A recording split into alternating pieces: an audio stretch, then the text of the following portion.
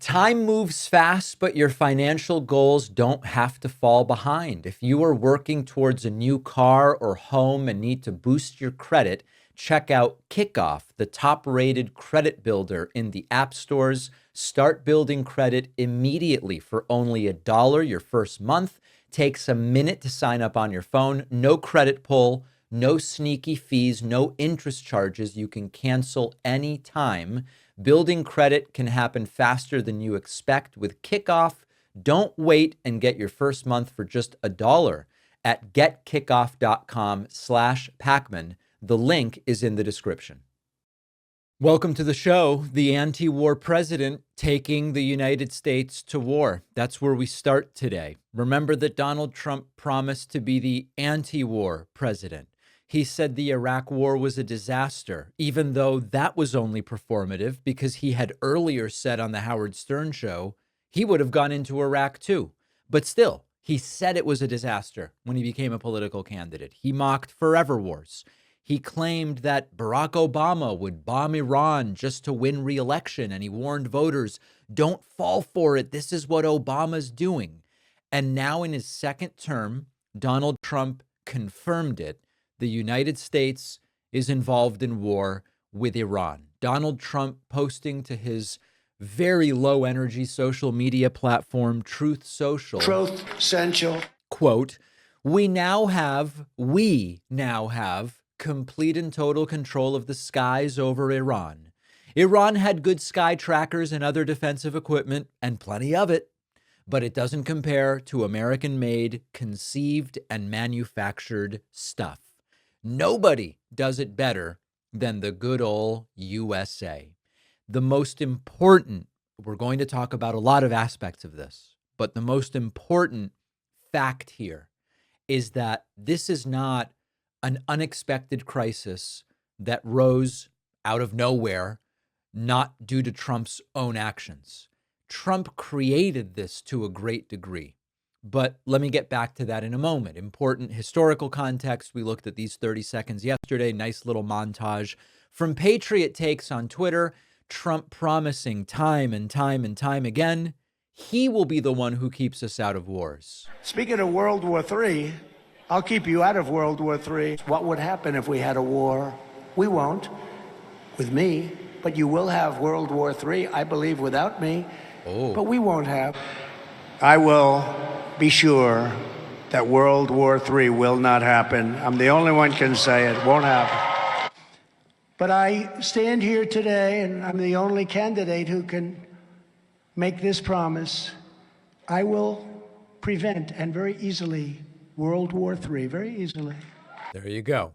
Now, of course, during his first term, Donald Trump shredded the Iran nuclear deal, despite the fact that every major global power said Iran is not violating the deal. There was no evidence that Iran was doing anything but complying with the deal. And so that was a decision that isolated the United States diplomatically, which Trump loves to do. It also ignited a powder keg. Of course, Iran immediately resumes their nuclear program. Tensions rise, diplomacy dies, and the region starts to unravel. Now, you fast forward to this month, Israel launches this major strike on Iranian facilities. Iran responds with a barrage of missiles to Israel. Initially, the Trump administration tries to say this was all Israel. Secretary of State Marco Rubio even insisted U.S. has nothing to do with this, but then the narrative changes. Ted Cruz yesterday says to Tucker Carlson, we are involved there. We'll look at that interview because that is really something to behold. All of a sudden, we are told, oh, instead of not being involved, we are involved, and the strikes, whoa, and this, no idea where that came from. The strikes worked. And all of a sudden, Donald Trump wants to get the credit for it. So it went from no involvement to supportive involvement to coordination involvement. And now it's we control the skies. Peace through strength? I don't think so. More like chaos through ego or something like that. And it's a president who ran on ending wars and keeping us out of them, now bragging about how dominant his involvement in a new conflict is. He's floating assassinations, which we will talk about a little bit later. And it really is leaving his supposed America First movement in a corner. The pro-Israel war hawks love it.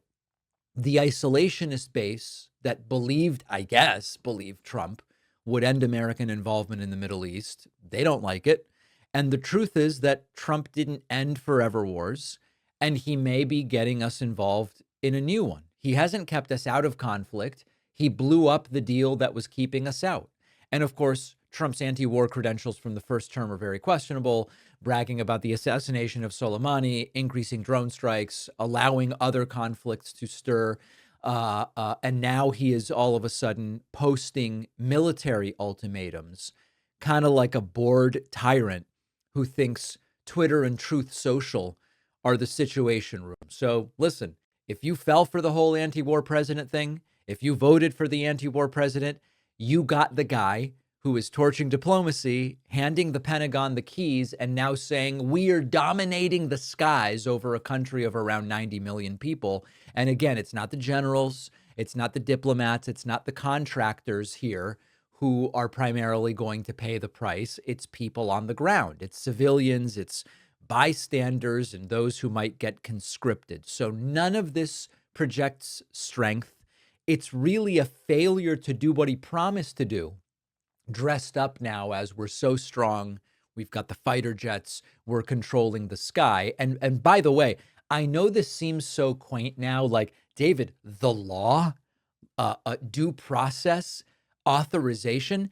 It doesn't seem like it's legal for Donald Trump to unilaterally enter the United States into a war with Iran, at least not under the Constitution and existing war powers laws, because you might remember, if you were around during the Iraq War era, if you were around when other engagements were being considered, only Congress has the power to declare war under Article 1, Section 8 of the Constitution. What nostalgia as we go back to this now.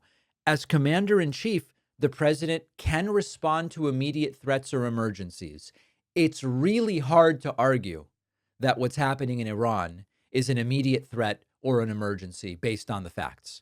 Even according to his own director of national intelligence, Tulsi Gabbard's understanding of the situation, it's hard to argue that this is an immediate threat or an emergency. And the president is not allowed to launch a sustained military campaign or enter a new war without Congress saying, we are voting for this.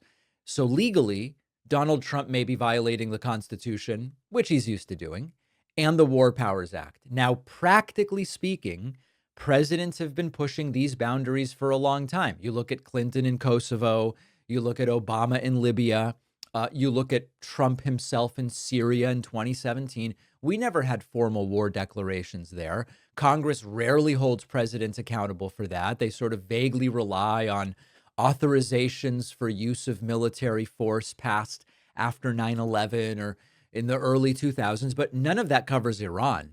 And Trump has explicitly confirmed now that the United States is seizing Iranian airspace and participating in military actions there. So this is new active warfare by any definition.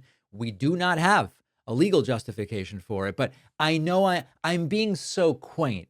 I'm acting like that sort of thing still matters. And of course, to an authoritarian like Trump, it doesn't matter. Let's now talk about Trump's broader statements about the war in Iran. A gleeful Donald Trump, I don't really know how else to say it. The supposed anti-war president took to Truth Social yesterday to announce that the United States is joining the war with Iran. Now, if I'm blunt with you, blunt or frank, right? Or Joe, if I'm blunt with you, these are not the posts of a stable leader. These are more the rantings of a man who has dragged the United States into a new war and now thinks that he's the lead actor in a movie about it. So once again, let's go to Truth Social. We already looked at this first statement, and then I'll give you the big picture of all of the statements. Trump said, we now have complete and total control of the skies over Iran. Iran had good sky trackers and other defensive equipment, plenty of it, but it doesn't compare to American-made, conceived, and manufactured stuff. Nobody does it better than the good old USA. So this was Trump's first post acknowledging we are now involved in this war. This is Trump at his Trumpiest. He's bragging about military hardware like he's, selling a used jet at Mar-a-Lago. Forget the fact that this statement confirms U.S. involvement in the war without congressional authorization. Forget that it directly contradicts his administration's earlier claims that Israel is acting completely alone. What matters to Trump is that We have the better bombs. The stuff is ours. We can flex.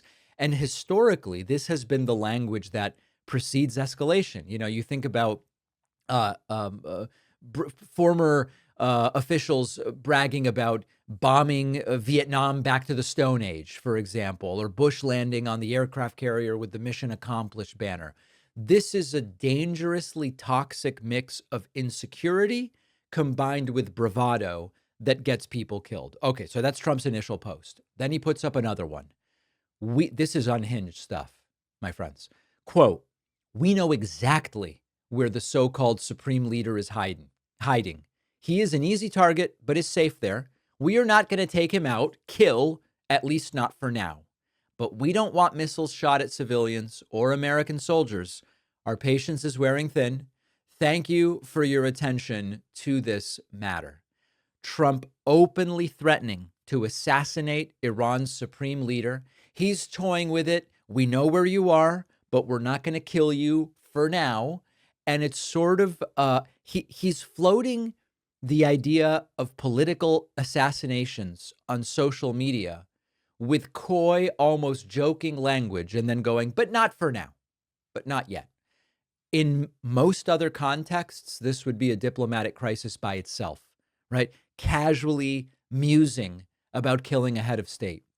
You don't toss out kill in parentheses like a YouTube comment unless you're actively trying to provoke a war, or worse, trying to look like a warlord for the sake of looking strong. And notice the framing. Trump says our patience is wearing thin. This is an ultimatum of sorts. It's sort of like Cold War type rhetoric, but it's being issued instead of by trained diplomats behind closed doors. It's coming from the guy who was like, maybe I'll buy Greenland or take it by force. It's coming from that guy. And then finally, Donald Trump with an all caps troth post, unconditional surrender. Trump calling for Iran's unconditional surrender on Truth Social. No diplomatic negotiation, no nuance, just a blunt demand lifted from, World War II propaganda posters. So if you know anything about how peace is made, you would look at this and go, that's not how it's made. This is how conflicts spiral out of control. Truman didn't demand unconditional surrender on Facebook. There was no Facebook at the time. Eisenhower was not issuing ultimatums by meme. And the deeper danger, of course, is that Trump isn't just escalating militarily here. He's really cornering himself rhetorically, because when you start publicly demanding unconditional surrender in this way, anything less looks like weakness. And you put yourself in a position, you're setting the stakes so high that it becomes harder to have a diplomatic exit. So this is more than just unhinged posts. These are strategically catastrophic posts. They are signaling to Iran, de-escalation is off the table. If you are Iran and you hear that, it would be logical to say, well, if the escalation is so clearly off the table, we might as well continue to escalate. And then this all goes back to when the MAGA people elected a guy who sees military conflict as content, threatening it, saying you will do it, that you won't do it. We're not thinking here in the Trump administration about what is the cost in terms of lives, what about treaties, what about regional stability. It's likes, retweets, narrative arcs, and being the big, strong alpha. At the beginning of this, I told you, Trump told us that he was going to keep us out of war. Trump supporters believed that he was going to keep us out of war. And now he's bragging about getting us into a war, and he's enjoying it. So we are going to continue our coverage of this conflict after the break. The Tucker Carlson, Ted Cruz explosion, which is really a microcosm of the MAGA civil war over this, and expanded coverage on the David Pakman Show Substack. Get it at davidpakman.substack.com. Subscribe to the YouTube channel. We'll be back. No matter how fast time seems to be flying by, it is never too late to make some progress. If you're saving for a big purchase like a home or a car and you need to build credit, Kickoff can help. They are the #1 credit building app in the App Store. Plans start at just $5 a month. No credit check, no hidden fees, no interest. If your credit is under 600, you could jump 28 points in your first month.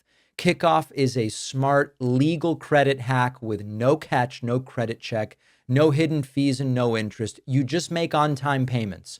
Credit bureaus see the good behavior and your credit grows. Start building credit immediately for only $1 your first month. And with auto pay, you never have to worry about missing a payment, so you can build credit in your sleep.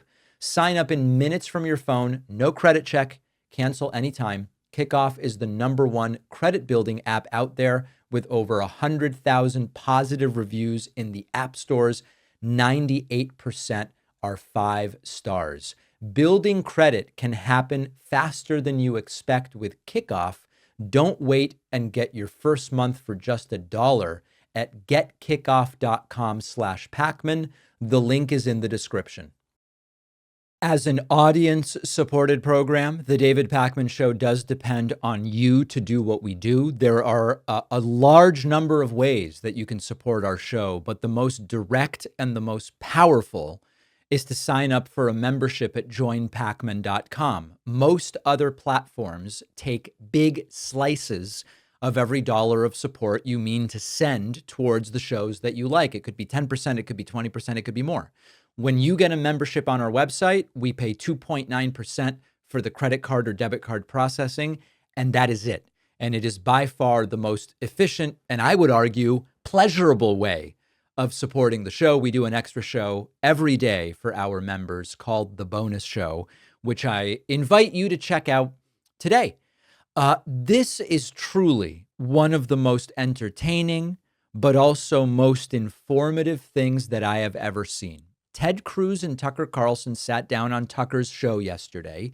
Ted and Tucker are both Trump guys, at least publicly. The reason I say at least publicly is Trump has previously viciously attacked Ted Cruz and his family, even calling his wife ugly. But publicly, Ted says they've made up and he's pro-Trump. All right. Tucker publicly is pro-Trump, but he has been caught privately texting things like, I despise Trump. But as far as he says publicly, he still generically is a supporter of Donald Trump. So the topic of Iran comes up. On this particular issue, Ted Cruz is publicly all for the United States joining the war against Iran. Tucker Carlson is not. And then the following happens. There is so much going on here. Let's take a look. How many people live in Iran, by the way? I don't know the population. At all? No, I don't know the population. You don't know the population of the country you seek to topple? How many people live in Iran? 92 million. Okay. Yeah, How could you not know that? I don't sit around memorizing population tables. Well, it's kind of relevant because you're calling for the overthrow of the government. Why is it relevant whether it's 90 million or 80 million or 100 million? Why is that relevant? Because if you don't know anything about the country... I didn't say I don't know anything about Okay, what's the ethnic mix of Iran? They are Persians and predominantly Shia. Okay, it's not even... You don't know anything about Iran. So okay, actually, I am not the Tucker Carlson expert on Iran. You're a senator who's calling for the overthrow of the government. You're the one who claims anything about the country. No, you don't know anything about the country. You're the one who claims they're not trying to murder Donald Trump. You're the one who can't figure out if it was a good idea to kill General Soleimani, and you said it was bad. You don't believe they're trying to murder Trump. Yes, I do. Because you're not calling for military strikes against them in retaliation. And if you really believe that... We're carrying out military strikes today. You said Israel was. Right, with our help. I said we. Israel is leading them, but we're supporting them. Well, you're breaking news here because the U.S. government last night denied, the National Security Council spokesman Alex Pfeiffer denied on behalf of Trump that we were acting on Israel's behalf in any offensive capacity. No, we're not bombing them. Israel's bombing them. You just said we were. We are supporting Israel. High stakes. You're a senator. If you're saying the United States government is at war with Iran right now, people are listening. Okay. This is truly amazing to watch for a few reasons. Now, first of all, this is not a serious foreign policy debate that you just saw, okay? This is a branding crisis inside of MAGA. This is like a public relations meltdown between two guys who helped sell Trump to the American people. Trump's anti-war mask is slipping off. And now you've got people like Ted Cruz and Tucker Carlson who helped build this monster trying to figure out what to do.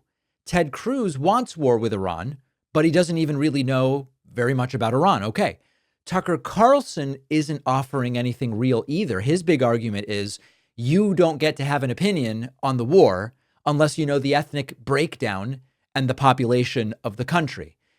what is the bar now, right? You get to comment on foreign policy if you pass a pop quiz. But the important thing here is, of course, this is a building civil war within MAGA. Last night I was on Chris Cuomo's show on News Nation.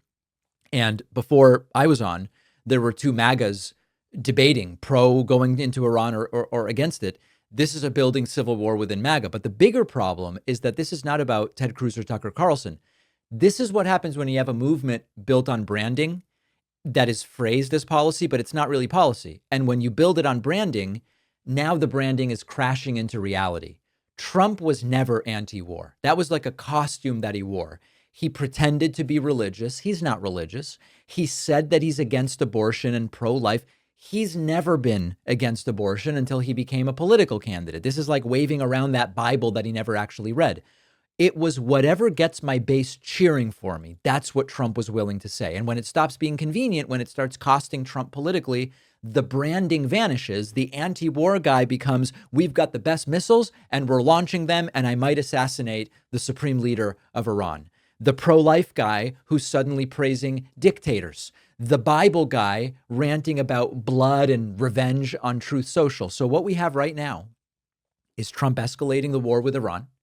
The people who helped build this illusion of Trump as the anti-war guy, Tucker Carlson, Steve Bannon, Candace Owens, they're scrambling now because suddenly the audience might notice none of this means anything. The movement that's built on these blocks they gave us, anti-war, religion, there was nothing there.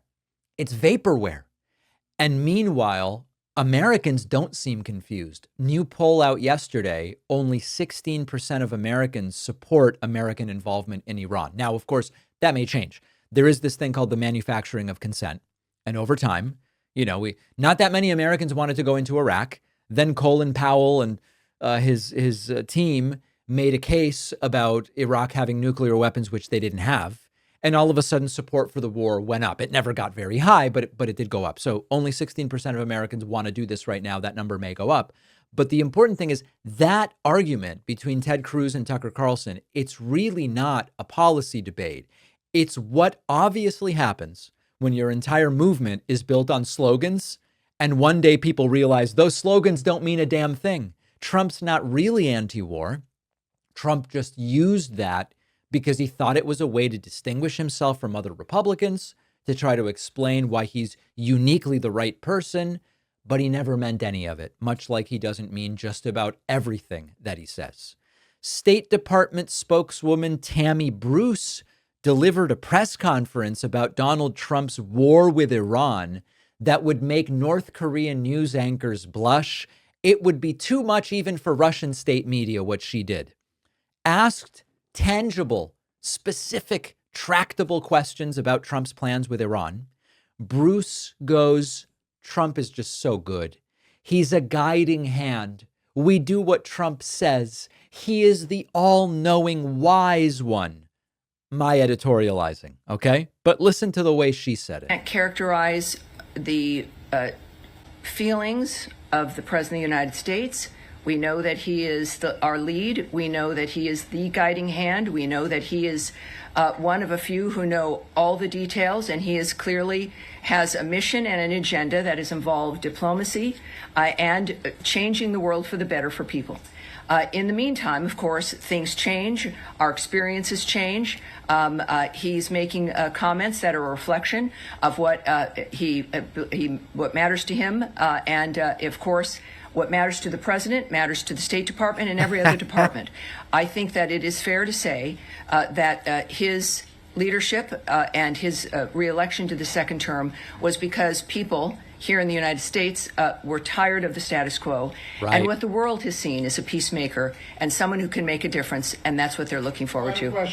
I can't tell if she's afraid of Trump or whether she's part of the grift. This has real 1984, war is peace kind of vibes. And this just continued. This is supposed to be a substantive briefing about a major military engagement. The anti-war president going to war. And here is Tammy Bruce saying, Trump is the singular person who will decide what happens now. Yes, Humaira. Tammy, I understand your limitations, but I have to ask this. I know you do. It's your job, and I appreciate that. I'm here to take questions, not necessarily always answer them. Yeah, last yes, night President Trump we can tell said he wants a real end, not a ceasefire. So does the United States support or pursue regime change in Iran? Or are we just talking about dismantling Iran's nuclear enrichment? And would that include the United States helping Israel strike further? Well, I'm certainly not going to characterize what President Trump says or tweets, for that matter. He doesn't need characterizing. He's one of the most transparent, one of the most clear individuals. These are all lies that we've known. I think that we can take his word for his word, but I'm not going to speculate on, in a larger sense, what that would mean. That is up to the president. He is the singular guiding hand about what will be occurring from this point forward, as he has been. And I think that dynamic is pretty clear. He says he wants an end, as he has said about every conflict. Other than Trump being really awesome, Tammy Bruce is willing to say almost nothing here. Again asked, does the government want regime change in Iran? Such a relevant question. What is the goal here? What would we consider acceptable? Nope. Yes, sir. Go ahead. Tammy, would the U.S. government like to see regime change in Iran? First of all, I'm certainly not going to remotely address that. It would require me to speculate or speak on behalf of the president, which I will not do. What we've seen, though, is clear, is months and repeated statements that all he wants is a peaceful world. His activity. All right, so she goes into this talking point coma. And then finally, again, is there the possibility of diplomatic negotiations here? She also can't tell us that. Have you heard from the Iranians signaling interest in continuing discussions? That is not something that I can speak to. Extraordinarily important question. What would get Trump off of the military action train and onto the diplomatic train? Tammy Bruce can't or won't say. Realistically, understand that Trump doesn't know the answers to these questions either. If Trump, comes on Air Force One, comes back to answer questions from the press and is asked, is there a path here for Iran to negotiate? Yesterday or the day before, we played video where Trump goes, my patience is wearing thin. I don't really want to do that right now.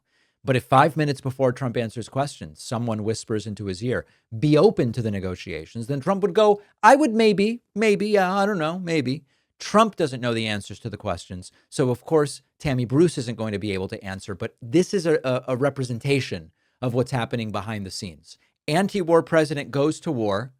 What's the point? We don't know. Do you want regime change? We're not sure. Can we get back to negotiations? No, although maybe yes.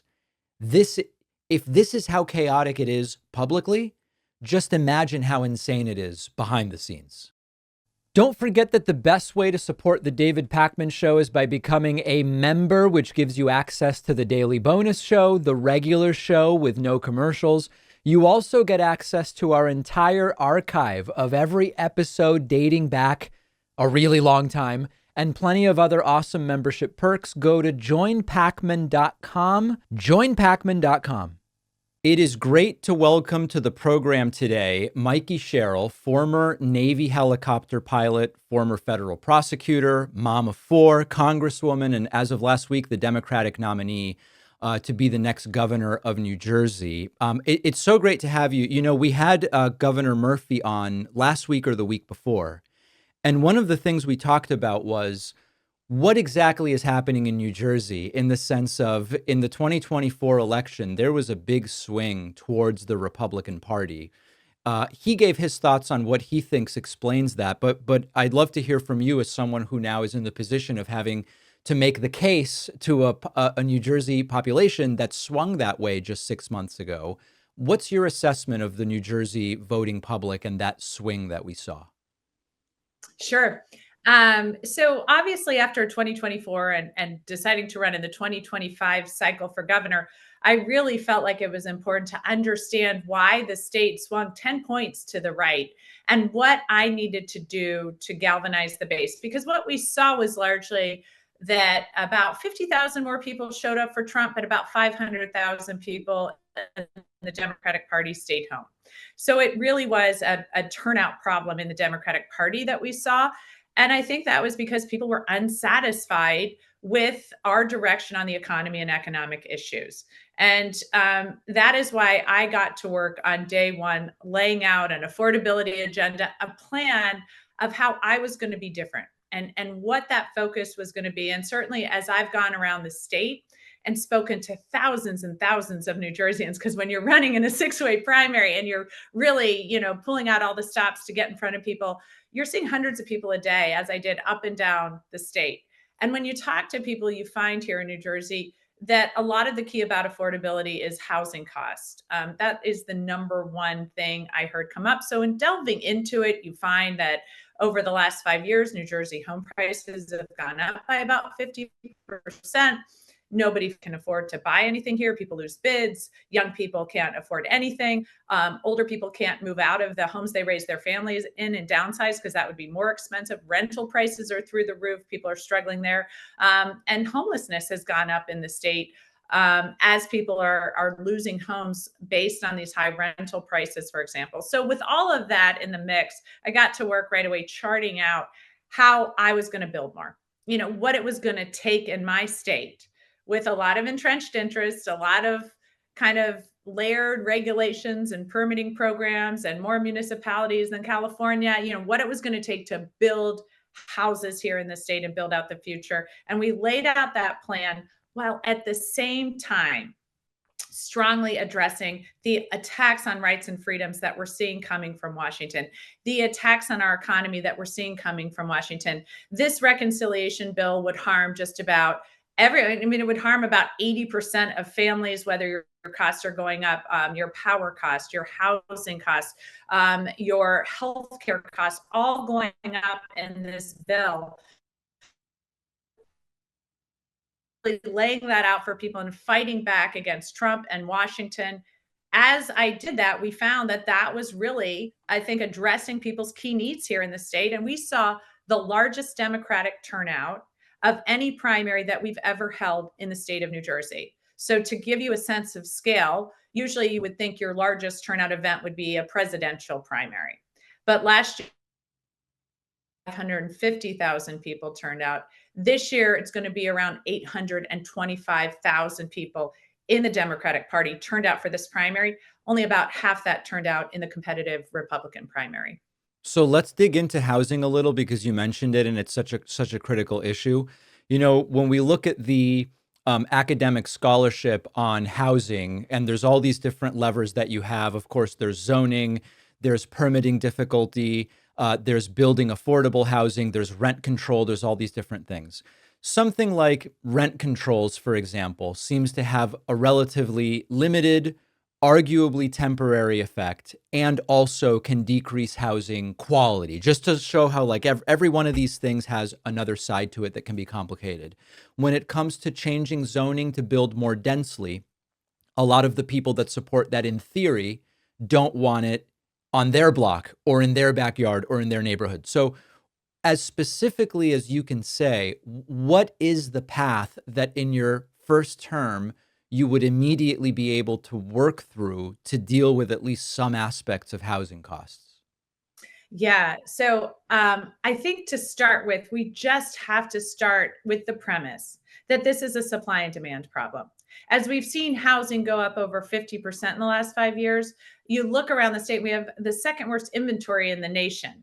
It's just really decreased. We saw a bunch of people moving in from COVID, from New York and Philadelphia, moving into our state, but there's just not a lot of inventory. So we really have to build. And I think there are all these niche ways and all these interest groups that want to build a certain way or want to put in certain programs, but we've got to just build a really tremendous amount of housing in the state. And I think this state, New Jersey, more than any state in the nation, has to deal with how we're going to do that because we're also the most densely populated state in the nation. And so we really treasure some of our open spaces, and we people deserve to have open spaces to go to. We saw that during COVID, how just taking a walk in a park could make such a huge difference to your mental state. And so having those gathering spaces, having those spaces in our state is also tremendously important, which is why laying out housing, I think you start, and what I would start with is repurposing underutilized commercial spaces. So everybody in New Jersey can point out a strip mall that's vacant or an office park that is only 20% filled. So we really have a lot of opportunities to repurpose those. As governor, I would put in tax incentives to do just that, to repurpose those spaces. We also have to have the statewide plan of where we're going to do this building. And I think it should be hand in glove with transit-oriented development. So as we look to the different transit centers in our state, building housing around that. Right. And I tell you, the last time we really envisioned transit in the state, I think was in the 1800s. Our rail lines are from that time in my town, Montclair, and towns along the rail line are what make up my district in northern New Jersey. So we know that's going to be a place to really grow economic benefits. But you also have areas like that are underutilized. I think in its heyday, Trenton had about 190,000 people, and now it only has 80,000 people. You see similar numbers like that in Atlantic City, for example. So there are areas of the state that very much, to your point, where there are areas that don't want a lot of development, dense development. I think we start with those areas of the state that very much do want very dense development, have the transit to do that, and can build out in the areas for the jobs that people would want to see there. I think we have a lot of opportunities that we are not taking advantage of that. When we think about the role of governor, one of the realities is, how do you work with the federal government in a variety of areas? One of those areas that's extraordinarily pertinent right now, of course, is working with ICE, DHS, the deportations that are taking place, et cetera. When I interviewed New York Governor Hochul, and she said, I am doing the absolute minimum, only what is legally required of me and nothing else, and directing everyone under my authority to do the same. The Trump Rapid Response Twitter account immediately weaponized that and said Governor Hochul is, supporting undocumented immigrant crime and letting it run rampant, and so on and so forth. What's your sense, or what's your plan in terms of, as governor, how would you cooperate versus not cooperate, and direct agencies to cooperate or not with the mass deportation programs that we are seeing from Tom Homan and Donald Trump? We're going to follow the law here in New Jersey under my administration. That's both the law and the Constitution. People need to have charges. They need to have process. That is what the people of New Jersey demand. That is what the people of this country largely demand. I think you saw that on No King's Day, the concerns that the population has with a sort of government under Trump that is running roughshod over our laws and our Constitution and our court system. I think there is a real fear across the country about having military people in the street. That is inappropriate. As a former veteran, as somebody who's a former federal prosecutor, I've worked with both the military and law enforcement. Except in the most extreme cases, having military in our streets like that is inappropriate.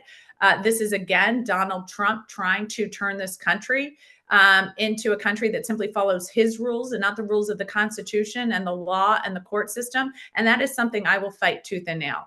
I have taken more oaths than I can tell you to this Constitution. I'm deeply committed to it.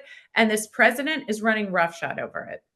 In general, governors can direct state agencies and police not to enter into agreements with ICE, sometimes called 287G agreements. Would you direct state agencies and police in that way? I want to understand the agreements, but a demand on any of these agreements would be to follow the law and the Constitution.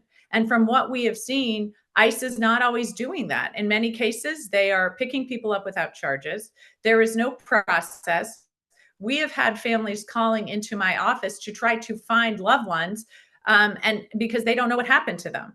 And that is not going to happen on my watch. And that is not something that I'm going to be complicit in. I think that is illegal. I think it's unconstitutional. And I don't think any American should be okay with that. And I just, I've served all over the world, and I've seen how countries like this run. And I think every single American should not think it could never happen to you, because this doesn't stop there. This, to me, is a president training law enforcement to follow his orders and not the dictates of the law and the Constitution. And that doesn't stop with simply picking up people who are on green cards, for example. This goes towards picking up people who are American citizens but speak out against the government in a way that this administration doesn't like. And I think every single person should be very concerned when you start to see the erosion of constitutional protections, especially as they are being attacked by the President of the United States of America. So on the agreements, it would be a TBD depending on what they say. Certainly, there may be times when there is an agreement with law enforcement. Right now, though, I would be very skeptical of any sort of agreement that doesn't include provisions to follow constitutional protections, rights, and due process. Last thing I want to ask you about, if we zoom out a little bit and just think about the Democratic Party in the next couple of elections, New Jersey has one of the few off-year elections, but then we've got 2026 and 2028 coming up. I think that there's a sense that simply pointing out all of the terrible things that this administration is doing and that Republicans are saying, go ahead, either with my explicit consent or I'm willing to look the other way. Just pointing that out is probably not enough to do well in 2026 and 2028. That something more has to be offered, and that to a degree, maybe Kamala Harris didn't win because there wasn't more being offered that was salient to a lot of the American people. You sort of alluded to that in talking about the New Jersey swing 10 points to the right. What do you believe that the Democratic Party needs to not only say, but actually offer in terms of policy to turn the boat around in the next two elections? Look, I don't know where things are going to be in November. They have gotten really bad really fast. And I think there is every possibility that by November, things will be worse, both with the attacks on rights and freedoms, but as importantly for people struggling to make ends meet, with the attacks on the economy. I mean, we're going to see costs go up if this bill passes, and everything from healthcare to home prices to power bills. So all of this at stake. And so I think there's a possibility you could just against that. I don't know. That's never. I'm not in communications campaign. I'm working in elected office to deliver for the people of New Jersey. So what I think every person who's running, and I don't think any Republicans doing this because they're all just kissing Trump's butt right now, but I think what every person who wants to be in any leadership role in elected office should do is to outline how you are going to deliver for the people you serve. And I think as governor, it's incredibly important to outline how you are going to make people's economics more secure and more stable in these times. Things being attacked by the federal government and costs keep going up from Trenton. So, I could very easily make a case that what Washington's doing is going to upend the economy of New Jersey, the innovation economy, NIH, how you're going to pay for college because our colleges and universities aren't getting innovative funding. FDA, we have a lot of pharmaceutical companies who are not sure how they're going to bring the drugs to the future to market. They're talking about chemotherapy. That's not sure they can bring them to market because of this FDA. So I could tell you all that, but at the end of the day, I think we have to acknowledge that Trenton is not functioning as well as we want it to, or we would have the housing stock we need. We wouldn't see our power bills going up. Our healthcare system wouldn't be in disarray. So that's why I've laid out not just my plan to stand up strongly against Washington and continue to fight through the court system and elsewhere, the attacks we have on freedom, and are also laid out the affordability agenda of how I'm going to take on Trenton, and I'm going to build houses, and I'm going to drive power costs down, and I'm going to fix our broken healthcare system, because that is incredibly important. Demanding excellence from our public servants and government is incredibly important to me as a lifetime public servant. And I think it's incredibly important to the people of New Jersey, as like I said, they're struggling to see what their future looks like in our state because it has become so costly to live here. We've been speaking with Congresswoman Mikey Sherrill, who's also the Democratic nominee to be the next governor of New Jersey. I really appreciate your time and insights. Thank you. Thank you so much. Thanks for having me. If you value what we do at The David Pakman Show, remember to support us on Patreon. Go to patreon.com/David Pakman Show, where you can get access to behind the scenes videos, the daily bonus show, the commercial-free daily show. You can support the show for as little as $2 a month. check it out at patreon.com/David Pakman Show. Well, this is where we find ourselves. A U.S. citizen, an elected official, arrested by masked agents for standing in a hallway. Let me explain to you what's going on here. New York City comptroller Brad Lander. By the way, please don't email me and say, David, it's pronounced controller. Both pronunciations are acceptable. This is, of course, spelled Comptroller. You can say controller, or you can say comptroller. What wouldn't be okay is comptroller. That apparently is not okay. Okay. The New York City comptroller, Brad Lander, currently running for mayor, was taken into custody yesterday by Donald Trump's ICE during an immigration court appearance in Manhattan. What was he doing? He was accompanying an immigrant being detained peacefully. Republicans are saying, here's another Democrat interfering with ICE. But of course, it was peaceful. There was no shouting. There was no pushing. It was standing in a hallway. But in Donald Trump's America, this is now considered obstructing. Asking questions is a form of assault. And the video, which we're going to look at here, shows federal agents in plain clothes and surgical masks because it's anonymous fascism. We've been talking about the ICE mask wearing, by the way, on the bonus show. You see the plain clothes, surgically masked agents grabbing Lander as he calmly asks, do you have the authority to arrest a U.S. citizen? Do you have a judicial warrant? Let's take a look. Let's take a listen. You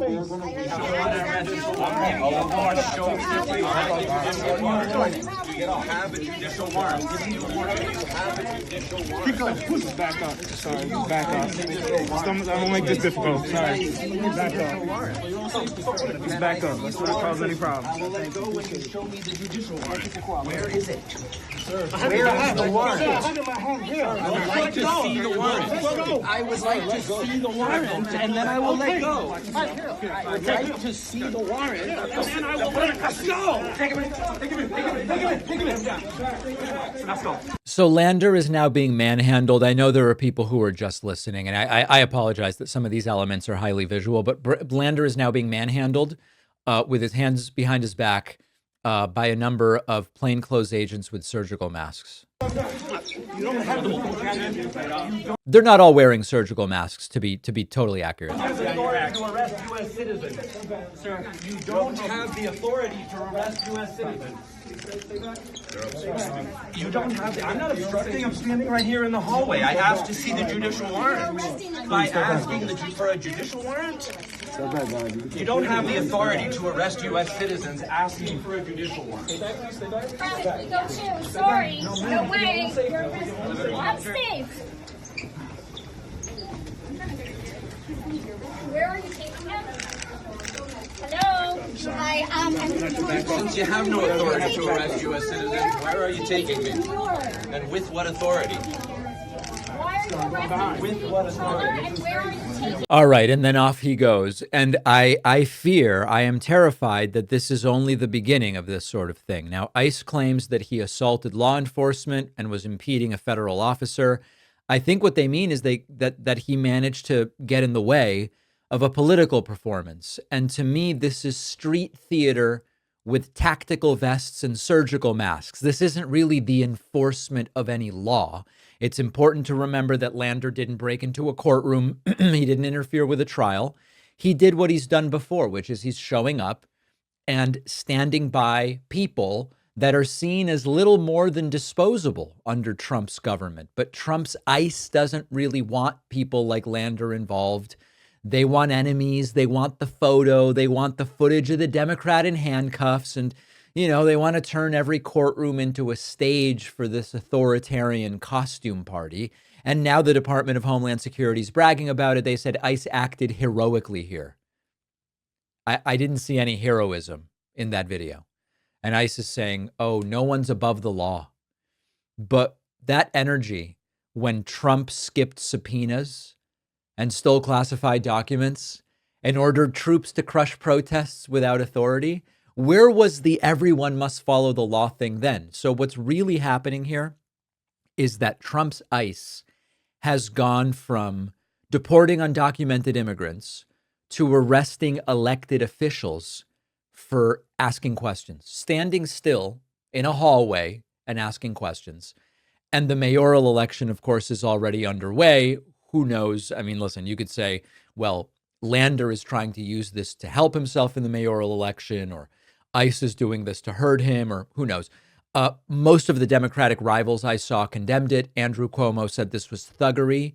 Zohran Mamdani said ICE has no interest in the law, only in terrorizing. And that really all seems to be the truth. There was nothing here. No one's safety was safeguarded by arresting Brad Lander. This was not about the enforcement of immigration law. This is about fear, making officials afraid to intervene, making the public afraid to help, and turning what is really just solidarity at the end of the day into a crime, weaponizing the law against solidarity. And it worked. They got the shot. A U.S. official dragged away for daring to stand in the hallway. I expect, I guess that's the only real word I can use. I expect that we're going to see more of this. We are trying to figure out exactly why the Secretary of Homeland Security, Kristi Noem, ended up in the hospital last night. Now, I'm going to tell you up front, because this administration lacks such transparency, we are left to figure it out.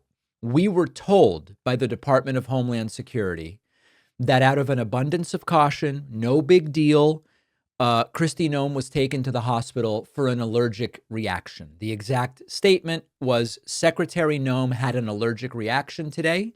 She was transported to the hospital out of an abundance of caution. She is alert and recovering. What was the allergic reaction to? As of this moment, when I'm recording this, I know sometimes things happen and people go, David, you're late. As of this moment, we do not know what the allergic reaction was to. Was it food? Was it something else? We don't know. How long would the average person normally be hospitalized for an allergic reaction? Well, it depends.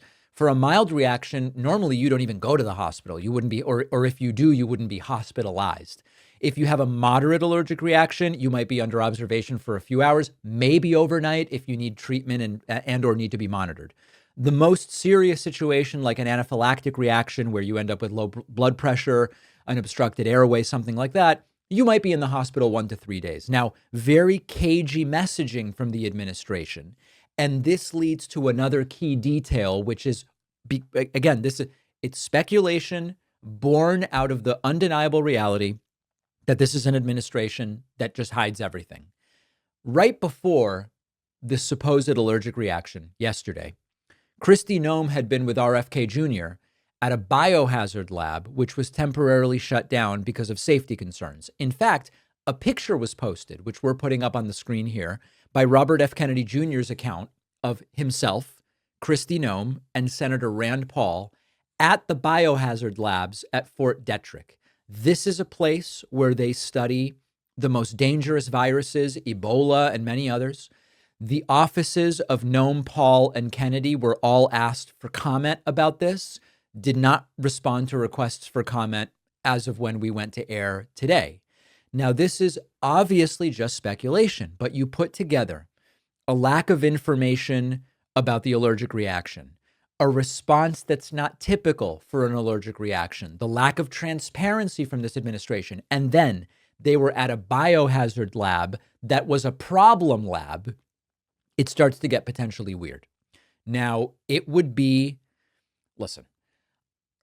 true MAGA that she becomes patient zero for some virus that wipes out humanity. Okay, I don't believe that that's what's going on here. However, we know that they went to great lengths to cover up the severity of Trump's COVID when he had it during his first term. I believe that if either there was some leak from one of these labs that presented a risk to the public through someone like a Kristi Noem, or she had just a health event unrelated to the biohazard thing, but not an allergic reaction, I think they would probably try to cover it up until they couldn't cover it up anymore, no matter what. So we wish her the best, of course. We may know more soon, hopefully, but there is something here where the lack of transparency only leads to more of this sort of speculation. Now, on the bonus show today, speaking of speculation, social media is now the main source of news in the United States, according to new research that has just been revealed. Is this a good thing or a bad thing? It doesn't seem obvious to me that it's good. As far as TikTok is concerned, Donald Trump is once again extending the TikTok sale deadline for the third time. Much like with tariffs, it's just this let's extend kind of way of governing. And then finally, with only 8% of its border wall built, Texas has very quietly, very, very quietly defunded its state border wall program, falling 92% short of completing what they said they were going to complete. Oh boy. We will have all of those stories and more on today's bonus show. Oh, the bonus show where you want to make money. Yeah. Everybody else that makes money to fund themselves is bad. We're going to make a little money on the bonus show. Very triggering to Alex Jones. You can sign up at joinpacman.com and remember to get our daily updates through Substack, which you can sign up for by emailing info@davidpacman.com. I'll see you on the bonus show.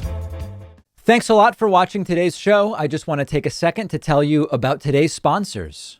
Time moves fast, but your financial goals don't have to fall behind. If you are working towards a new car or home and need to boost your credit, check out Kickoff, the top-rated credit builder in the app stores. Start building credit immediately for only $1 your first month. Takes a minute to sign up on your phone. No credit pull, no sneaky fees, no interest charges. You can cancel anytime. Building credit can happen faster than you expect with Kickoff. Don't wait and get your first month for just $1 at getkickoff.com/Pacman. The link is in the description.